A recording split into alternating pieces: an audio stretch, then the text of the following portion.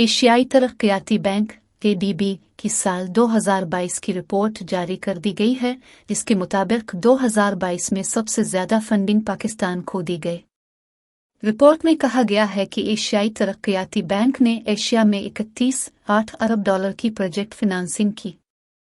Report के मुताबिक पाकिस्तान की मईशत को सबसे ज्यादा सैलाब ने नुकसान पहुंचाया। सैलाब की वजह से पाकिस्तान में फसलों की बड़ी तबाही हुई। फसलें तबाह होने की वजह से पाकिस्तान में तलब और रसद का तवाज़ुन खराब हुआ, जिससे मकामी तौर पर महंगाई में इजाफा हुआ। एशियाई तरक्याती बैंक का कहना है कि इसने अपने पार्टनर्स के साथ पाकिस्तान को 5 अरब डॉलर के प्रोजेक्ट्स दिए। साल 2022 में पाकिस्तान को 2.6 अरब डॉलर के रियायती कर्जे दिए गए। रिपोर्ट के मुताबिक रूस और यूक्रेन की जंग आलमी सतह पर अफरात ज़र की वजह है।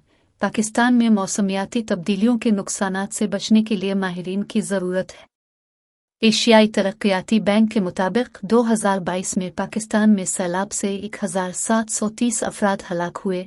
सैलाब ने पाकिस्तान में 3 करोड़ 30 लाख अफराद को मुतासिर किया और मईशत को 30 अरब डॉलर का नुकसान पहुंचाया। सैलाब मुतासरा इलाकों की बहाली के लिए 16 अरब डॉलर के वादे हुए, जिनमें से पाकिस्तान को 1.5 अरब डॉलर फराहम किए गए।